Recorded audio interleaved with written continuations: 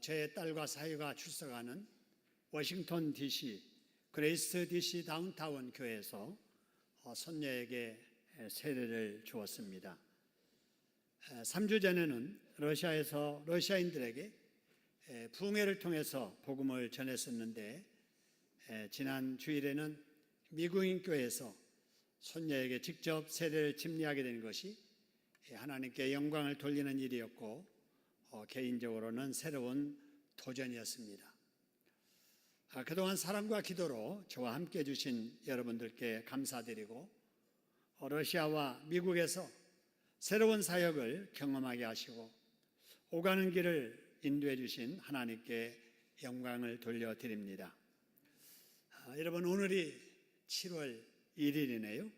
첫 주일인데, 따라서 오늘은 금년 전반기 동안 뒤돌아보기 위해서, 그리고 후반기를 시작하는 마음을 새롭게 하기 위해서 우리가 어떤 이름을 가졌으며 나는 과연 어떻게 살아가야 할 것인가에 대한 말씀을 같이 나누려고 합니다.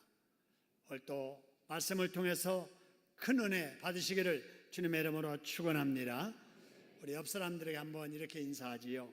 잘 오셨습니다. 오늘 또 말씀으로 큰 은혜 받으세요. 인사하겠습니다.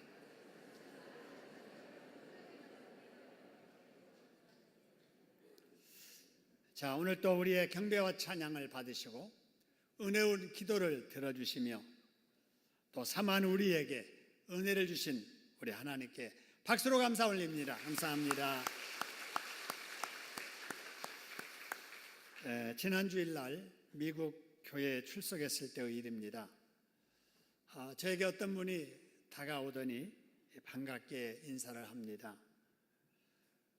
그리고 대화를 하는 중에 그분이 우리나라에 대한 관심이 아주 많다는 것을 알았습니다.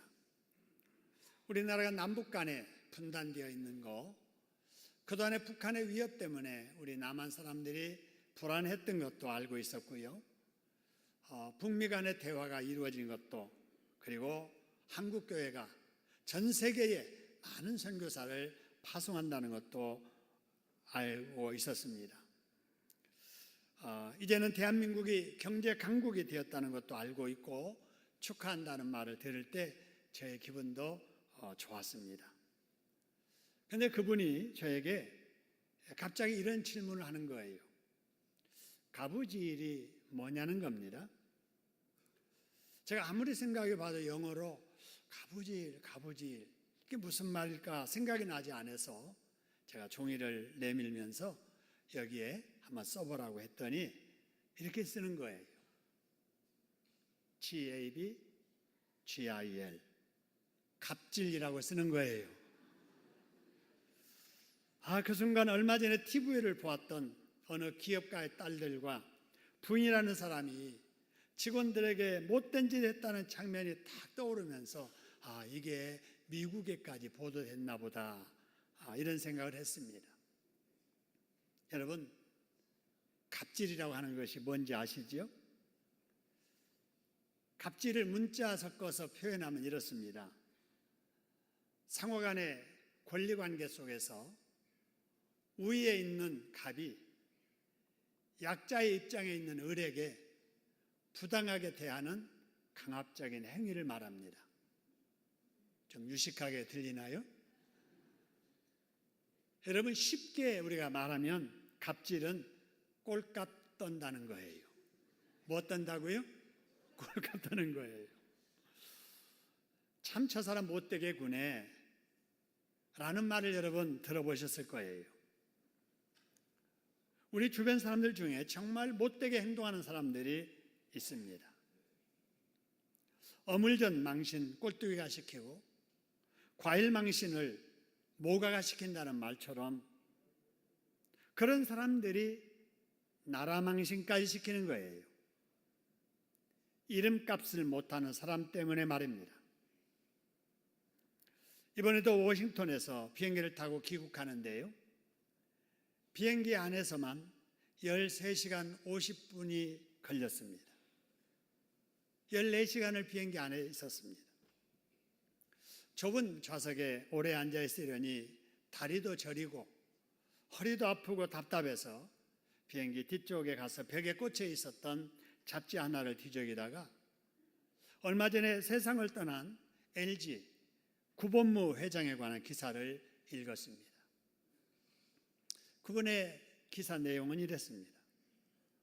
그는 약속을 잘 지키고 베풀며 살라는 어머니의 교훈을 마음에 새기고 살았던 분이었다. 그래서 누구하고 약속을 하든지 무조건 20분 전에 나가서 미리 기다렸던 사람, 아랫사람들에게 반말하지 않았던 사람, 음식점에 가서 식사를 할 때에도 종업원에게 10,000원짜리 지폐를 꼬깃꼬깃 접어서 손에 쥐어주던 사람, 기업이 아무리 어려워도 어렵다고 사람을 내보내면 안 된다고 하던 분, 언제나 겸손하고 소탈하게 하던 분이었다는 거예요. 병으로 고생을 하면서도 인생 마지막에 식물인간으로 연명하지 않겠다고 하고, 장례를 치루어도 다른 사람에게 폐를 끼치지 말라고 하셨던 사람, 그분이 지난달 20일에 향년 73세의 나이로 세상을 떠났습니다. 그러자 그를 아는 많은 사람들이 한국 기업의 맏형이었고 참 좋은 분이 가셨다며 애도하였습니다. 여러분, 이 두 사람을 한번 비교해 보지요. 집안 식구들 얼굴에 먹칠하고 좋았던 기업 이미지 다 훼손시키고 나라 망신까지 시키는 갑질하는 사람들과 이 사람 많이 비교가 되지요. 그래서 고 구본무 LG 회장이야말로 사회 지도자로서의 사회적 책임인, 우리 어려운 말로 노블레스 오블리주를 제대로 실천한 사람이고, 글로벌 기업의 총수의 이름값을 제대로 하고 간 사람이라고 생각이 됩니다. 여러분, 그렇다면 지금 우리는 어떤가요? 우리는 이름값을 하고 살았다고 생각을 하십니까? 우리가 후반기를 보내고 전반기 시작하면서 지난 6개월 동안 금년 하나님 앞에 그리고 사람들 앞에 여러분 이름값하고 살았다고 생각하십니까? 여러분, 이름값이라고 하는 것은 자신의 지위와 명성에 걸맞게 행동하는 것을 말하지요. 여러분, 우리 예수 믿는 사람들은 이름값하는 성도들이 되어야 될 줄로 믿습니다. 그렇다면 우리가 가지고 있는 이름이 뭐냐 하는 거예요. 우리 각자 부모님이 우리에게 지어 불러주었던 각자의 이름들을 가지고 있습니다. 우리 교회에도 주일날 가슴에 명찰을 달고 계시는 분들이 계시죠? 우리 교역자들과 장로님들이 가슴에 이름을 새긴 이름표를 달고 있고, 여러분 학교 학생들이 교복에 자기 이름을 새겨서 입고 다니는 것처럼 우리 모두에게도 다 이름이 있습니다. 그런데 각자 이름만 있는 게 아니라 우리 모두를 지칭하는 또 다른 이름들이 있습니다. 여러분, 영상에 나옵니다마는 예수 믿는 나라고 하는 사람에게 여러 이름들이 있어요. 저 사람 성도래, 저 사람 교인이라던데, 저 사람 기독교인이야, 신창동 교회 교인이래, 아니 집사라고 하던데 권사야, 안수 집사야. 여러분, 이런 이름들이 우리에게 있습니다. 여러분, 예수를 믿기 때문에 하나님 안에서 얻을 수 있는 거룩한 이름들입니다. 할렐루야. 그렇다면은 예수 때문에 우리가 가지고 있는 이 이름, 이 거룩한 이름에 걸맞게 우리가 행동해야 될 줄로 믿으시기를 소원합니다. 이름값 하면서 살아야 된다는 거예요. 한번 따라해 볼까요? 이름값을 하는 사람이 되어야겠다. 그죠? 우리 각자 이름에 걸맞는 삶을 살아야 되겠는데요. 그러면 우리가 어떻게 사는 것이 거룩한 이름을 가진 사람답게 사는 것일까요? 오늘 여기 본문의 말씀을 쭉 보면은 맨 첫 번째 12절에 이런 말씀이 있습니다. 우리는 어떤 사람인가? 너희는 하나님이 뭐 하신 사람이라고요? 택하신 사람. 거룩하고 무엇을 받는 자라고요? 사랑받는 자. 하나님 우리를 택해 주셨고 거룩한 이름을 주시고 사랑을 베풀어 주셨으니 우리가 살아도 그렇게 답게 살아야 된다 하는 거지요. 여러분, 저와 여러분은 하나님 우리를 택해 주셨고 거룩한 이름을 주셨고 지금도 우리를 사랑해 주심을 믿으시기를 소원합니다. 그러면 어떻게 사는 것이 그렇게 사는 것일까요? 12절의 말씀 다시 보면은요, 이런 말씀이 있습니다. 그러므로 너희는 맨 끝에 뭐 하고 그래서요? 옷 입고 그랬어요. 여러분, 오늘 이 자리에 옷 안 입은 사람이 없습니다. 저도 아침에 교회 나오면서 무슨 옷을 입을까 옷장에서 이렇게 살피다가 오래됐지만은 가장 좋은 이 옷을 입고 여러분 앞에 섰습니다. 하나님께 택함 받고 거룩한 이름을 가진 우리들 옷 입어야 된다 그런 말이에요. 근데 그건 무슨 옷을 입어야 될까? 여러분, 5가지 옷을 입어야 된다라고 말씀합니다. 첫 번째 옷이 무슨 옷인가? 긍휼의 옷, 그죠? 긍휼의 옷 입어라. 두 번째 옷이 무슨 옷이에요? 자비의 옷을 입어라. 그다음 세 번째 옷이 뭐예요? 겸손의 옷을 입어라. 네 번째가요? 온유의 옷을 입어라. 다섯 번째가 뭐예요? 오래 참음을 뭐 하고 그랬어요? 옷 입어라 하는 거예요. 여러분, 우리가 양복은 입고 스커트는 입고 바지는 입어도 어떻게 긍휼을 입을까? 성경에 옷을 입어야 된다라고 하는 말은 행실을 그렇게 해야 된다 그런 말이에요. 여러분, 그러면 우리가 예수 믿는 사람 하나님의 자녀들로서 입어야 될 옷, 행실이 어떤 것인가? 먼저 긍휼의 옷을 입어라 그런 말이에요. 긍휼. 여러분, 이 긍휼이라고 하는 것은 다른 사람을 볼 때 불쌍히 여겨주는 마음이지요. 에이, 저까짓 게 뭔데? 저런 사람은 저래도 싸. 여러분, 이렇게 사람을 가볍게 보는, 부정적으로 보고 말하는 그게 아니고 우리 주변에 누구든지 어떻게 하면 내가 도와줄 수 있을까? 어떻게 하면 필요를 충족시켜 줄 수 있을까? 어떻게 하면 일해 줄 수 있을까? 어떻게 하면 복을 빌어줄 수 있을까? 여러분, 이런 마음을 갖는 걸 말합니다. 여러분, 누구를 대하든지 긍휼히 여기며 살아가는 저와 여러분 되기를 주님의 이름으로 축원합니다. 그 다음에 자비의 옷을 입어라. 비슷하지요. 어려운 이웃들을 가엾게 여기는 마음을 가져야 된다 하는 거고요. 그 다음에 잘 아시는 말씀, 겸손의 옷을 입어라. 여러분, 누구를 이렇게 대하든지 그 사람을 무시하고 그 사람을 대하는 것은요, 교만으로 대하는 거지요. 누구를 대하든지 나보다 낮게 여겨주고 장점을 보아주고 좋게 말해주고, 여러분, 이것이 겸손으로 옷을 입는 모습이에요. 여러분, 주변에 누구와 관계하고 살든지 그 사람을 나보다 낮게 여겨주고 좋게 보아주고 좋게 말아주는 겸손의 옷 입는 여러분 되기를 주님의 이름으로 축원합니다. 그 다음에 옷을 입을 때 네 번째 무슨 옷 입으라고요? 온유의 옷을 입어라. 온화하고 부드러운 태도로 사람을 대해야 된다 그런 말이고요. 그 다음에 오래 참아주어라. 내가 부족하지만은, 내가 여러 가지 허물 지고 잘못이 많지만은 그래도 지금도 우리 주님은 우리를 기다려주시는 것처럼, 참아주시는 것처럼 주변의 사람들에게도 조급하게 하지 말고 기다려주라 라는 거지요.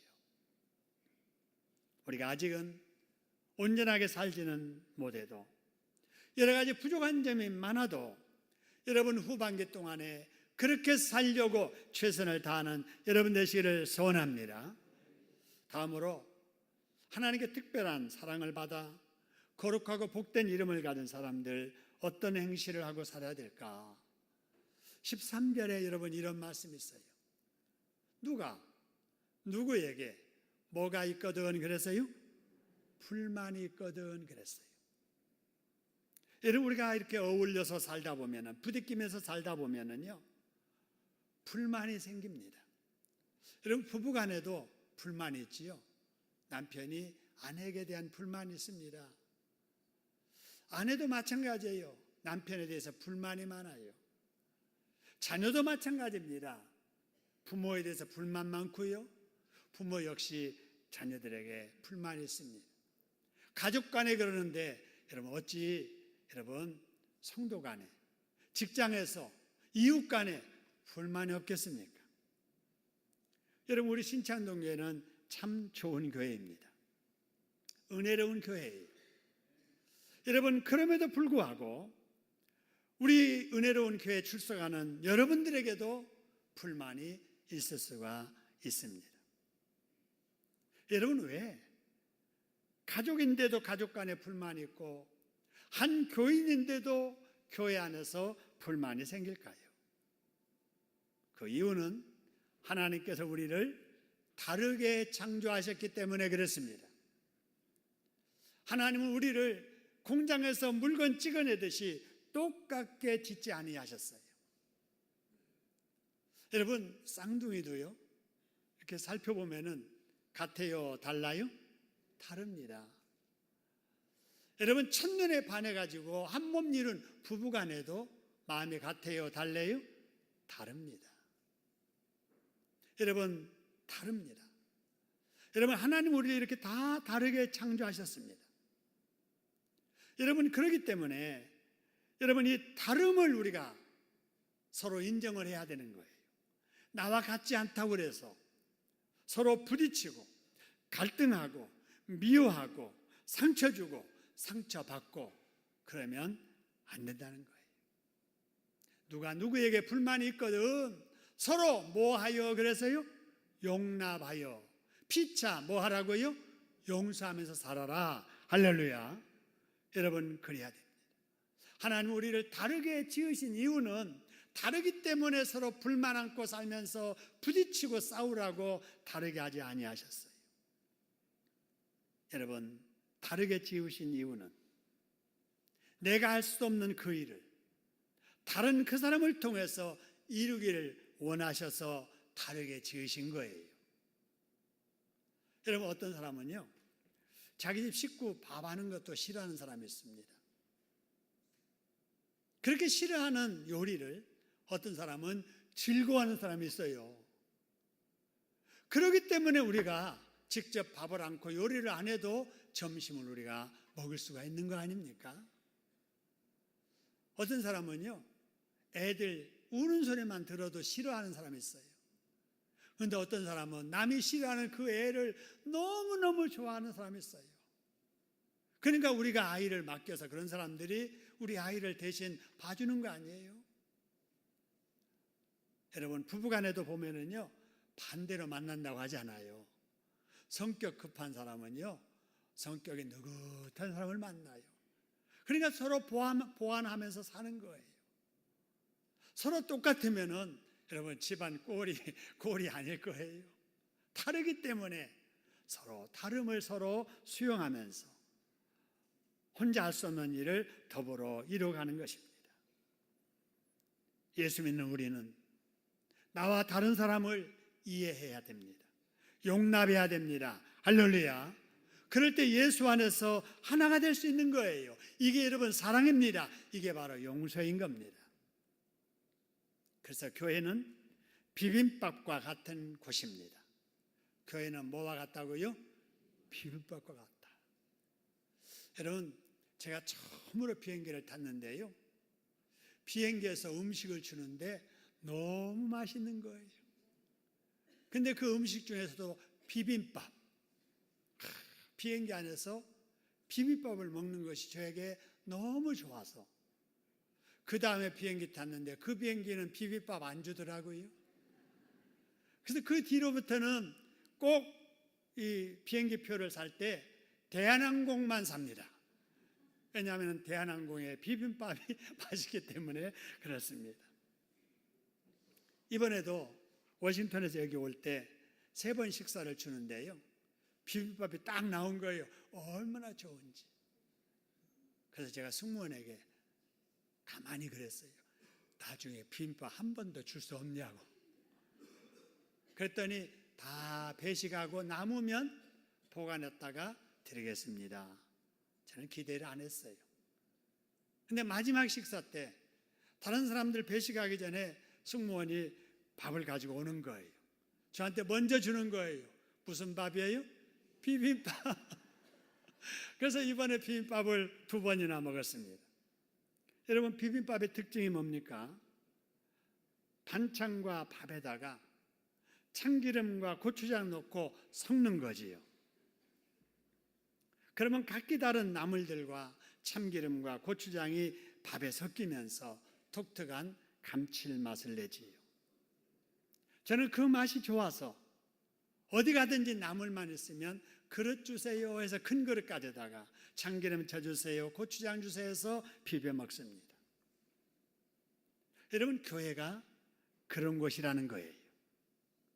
교회는 똑같은 사람만 모여서 마음 맞으니까 서로 같은 생각하니까 같이 사는 공동체가 아닙니다. 나와 다른 사람을 내가 먼저 이해해 주면서 이루는 공동체, 나와 다른 사람을 내가 먼저 용납하면서 이루어가는 공동체, 서로 다른 사람들이 예수님의 사랑으로 비벼지는 공동체가 여러분 교회입니다. 할렐루야.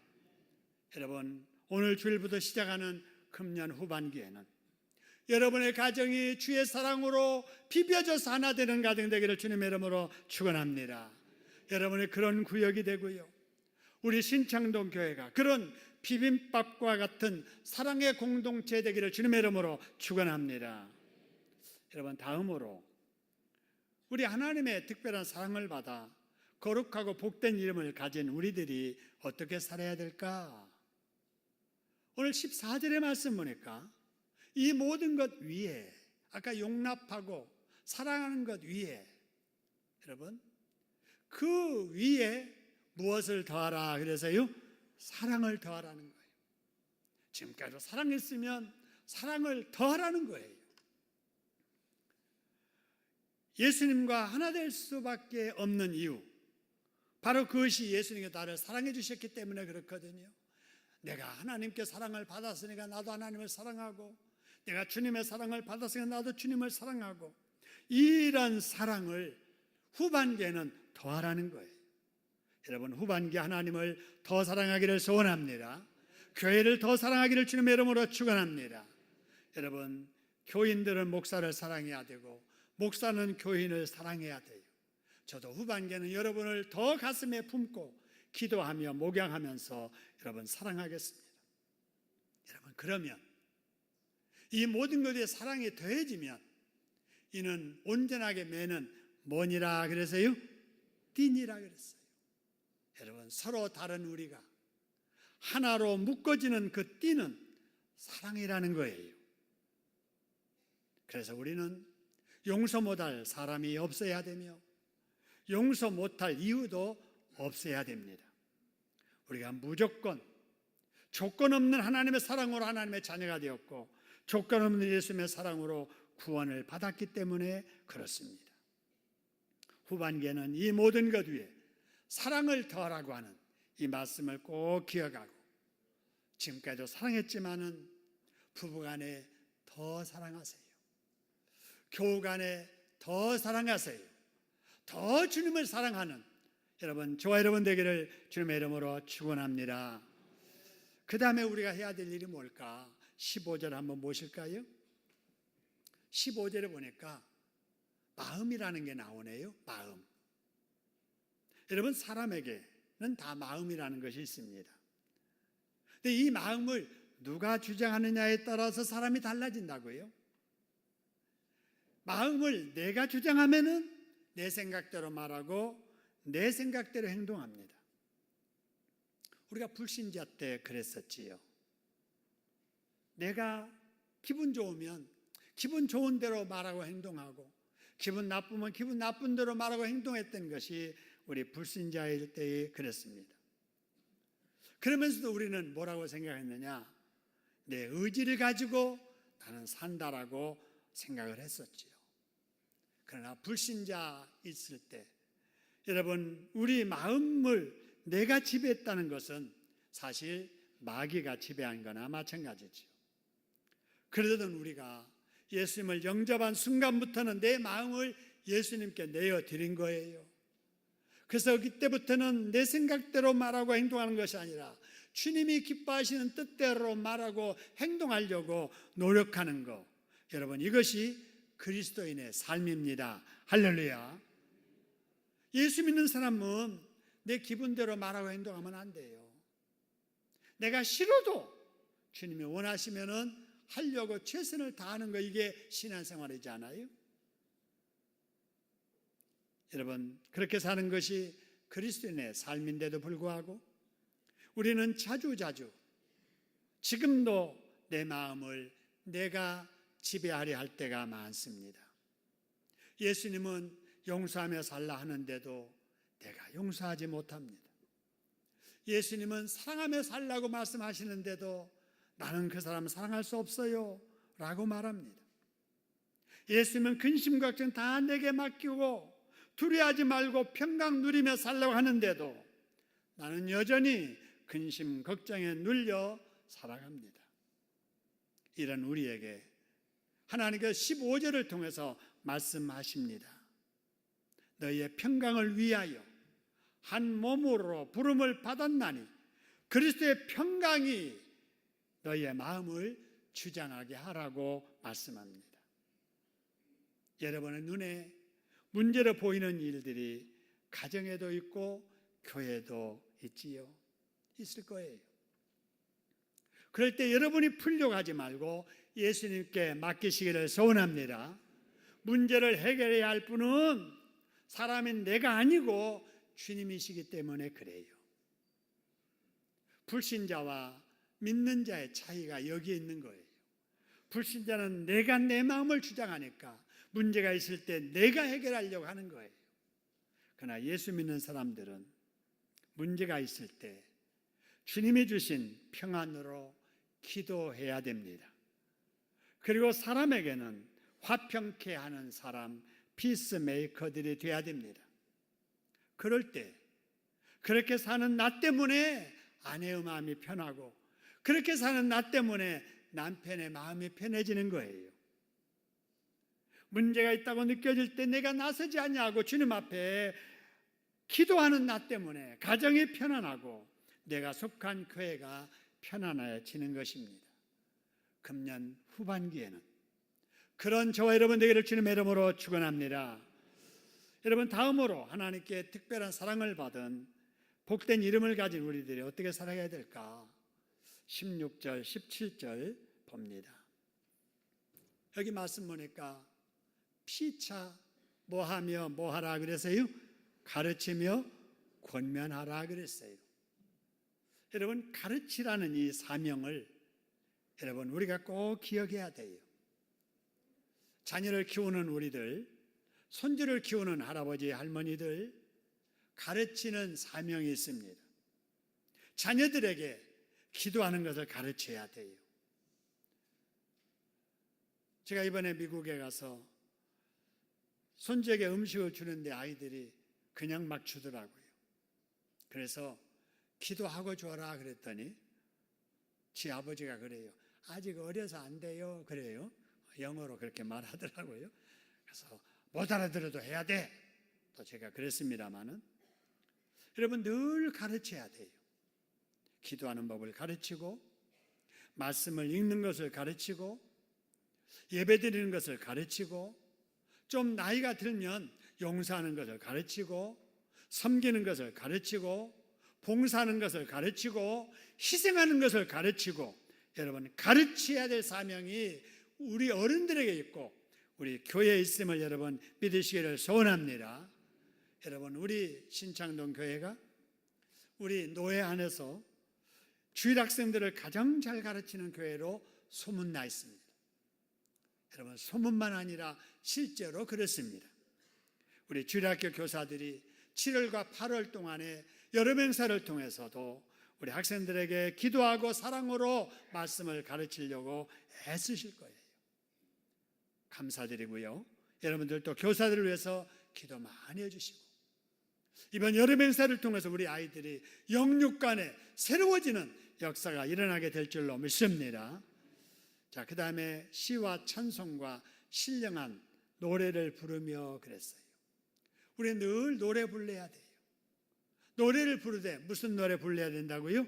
신령한 노래 불러야 돼요. 저는 교회 안 다닐 때 유행가를 참 좋아했습니다. 그래서 동네에 노래자랑 할 때 제가 노래장 나가가지고 소설상으로 탄 적도 있습니다. 근데 예수 믿고 나서 안 불렀거든요. 근데 이번에 러시아에서 우리 노예 목사님들 몇 분 오셔가지고 같이 돌아다니는 중에 어느 목사님이 너무 지루하니까 분위기 살리려고 노래를 시작했는데 유행가를 불렀어요. 그러니까 그 가사를 들으면서 저도 막 생각나는 거예요. 저도 따라 불렀어요. 저한테도 순서가 와서 시키는데 도망가 푸른 물에 불렀어요. 그냥 놀라운 사실은 한 번 유행가 불렀더니 그 이튿날 걸어가면서 도망가는 노래가 막 나오는 거예요. 뭐 기도하는데도 그 노래가 막 생각나는 거예요. 여러분, 노래가 그렇게 힘이 있어요. 무슨 노래를 부르냐에 따라서 생각과 행동이 달라지더라는 거예요. 그래서 우리 주님은, 하나님은 말씀하시기를 노래를 불러도 시와 찬송과 신령한 노래를 부르라고 하신 거예요. 할렐루야. 여러분, 늘 후반기 동안에 찬송이 풍성하기를 소원합니다. 여러분, 집에서 궁짝궁짝짝 궁짝궁짝, 여러분 이런 노래 여러분 틀어놓으면요 걸어다녀도 그렇게 걸어다녀요. 그래서 신령한 노래를 부르자. 여러분, 후반기 동안에 찬송의 풍성한 우리 교회 될 수 있기를 소원합니다. 그 다음에 이어지는 말씀 보니까 무엇을 하든지 말에나 일에나 다 주 예수의 이름으로 하고 그를 힘입어 하나님 아버지께 뭐라고요? 감사하라는 거예요. 여러분, 무슨 일에 감사해야 됩니까? 이미 주신 복에 대해서 감사하고 지금 누리는 복에 대해서 감사하고, 할렐루야. 여러분, 일부 예배 때 어느 집사님의 감사 내용을 제가 하나 딱 뽑아갔는데 읽어보니까 이런 감사가 있어요. 집사람이 무릎이 약해서 힘들어하는데 그래도 이만큼 걷게 하심도 감사합니다. 그걸 제가 읽으면서 그렇구나.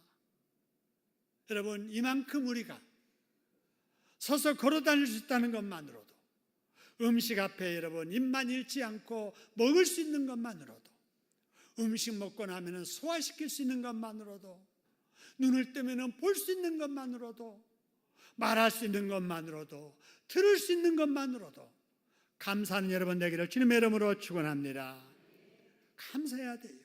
그리고 우리 예수 믿는 사람들은 앞으로 주실 복을 미리 생각하며 감사해야 됩니다. 할렐루야.